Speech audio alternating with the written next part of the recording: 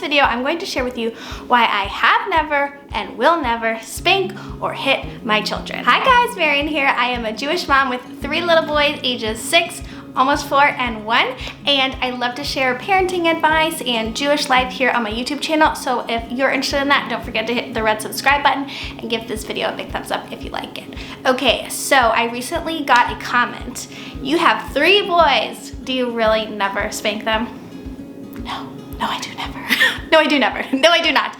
Never have, never will. And that got me thinking that I really want to talk about this topic because it is so important. So I've always been an advocate of gentle parenting and everything that means. And that's sort of a buzzword these days, but it's also a really important movement in the parenting world. And if you are raising little ones, I really suggest that you research it and look into it.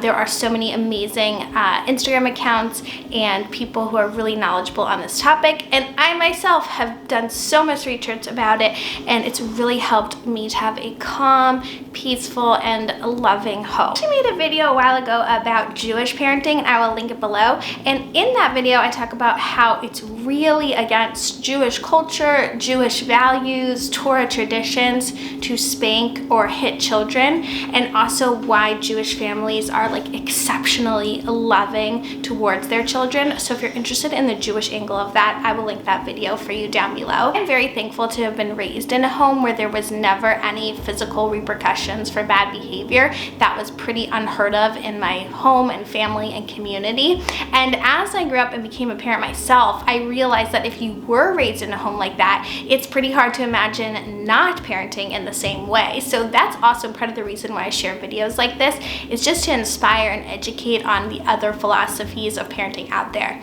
So number 1, why will I never do it? So my whole parenting ethos is I want to raise children to be loving and happy adults. My goal is to raise the children, not just to have peaceful, happy days while they're young, which of course is wonderful and a goal as well, but my big parenting values is to raise my children to be happy, responsible adults.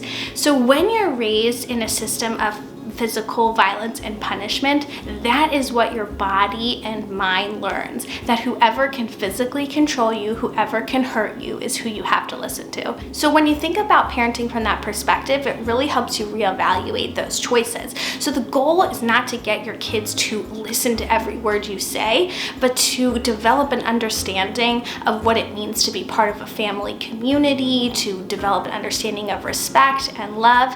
So of course anyone can intimidate or physically intimidate a child, but how does that help them as they're growing up? And what do they internalize about who's in charge and why that person is in charge? My other goal in raising children is to hopefully have a loving relationship with them as they grow into adults. And if they fear me, especially physically, then there's such a small chance of that happening. So you may say to yourself, well, I was raised with spanking and I love my parents, or that didn't affect me, but I would invite you to really internalize and think deeper about how those experiences did affect you. Even if you are lucky enough to have a positive relationship with your parents now, how do some of those memories make you feel, like physically in your body when you think back to them? And there's always so much shame and fear around those experiences. So what do I do in my home to hopefully have some children who behave? Well, first of all, one thing I've learned so clearly in my parenting journey is kids not only model what they see, but they respond to the energy that you have. So thankfully, I feel like I'm a pretty calm, easygoing person, and my kids respond to that.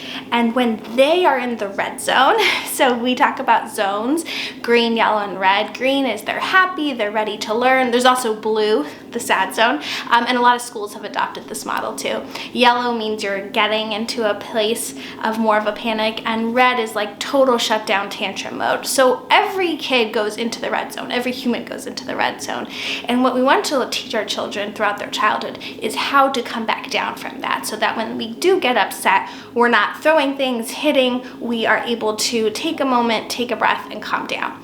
So my goal is when my kids do get upset to model and give them the ability to calm down. I want to be the calm force for them. And sometimes this can be difficult because when it happens that we're trying to get out the house and I told them 10 times to put on their coat and then they didn't take their coat, so they forgot their coat and then they're cold, then obviously I'm affected too and my emotions get built up too. And when that does happen, I will just take a step back, take a breath, remind myself that this really doesn't matter all that much, and remind myself of the big goal, which is to teach them how to regulate their own emotions. But usually when they're upset, I'm pretty fine about it. Actually, often I'm like laughing to myself because they're toddlers or they're young, so they're getting upset about silly things. But my goal is to regulate. So I literally will go up to them, and instead of saying, calm down, take a breath, which obviously is not calming, I will go to them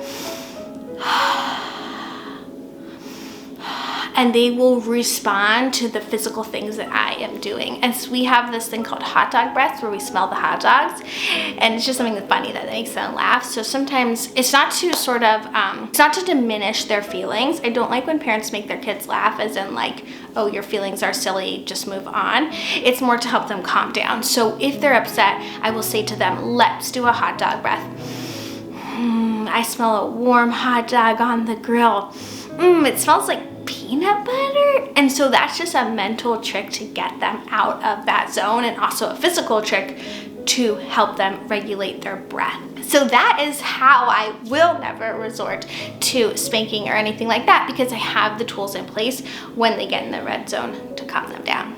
So I hope you guys have enjoyed this video and learned something. I'd love to hear your perspective. I know this can be a pretty controversial topic and parents have strong views on it. So I invite you to learn more about gentle parenting and the benefits of it, and to check out my other videos on this topic, especially about Jewish parenting, which I think you'll be really interested. All right, don't forget to give this video a thumbs up if you liked it, hit the red subscribe button, and I'll see you in the next one. Bye!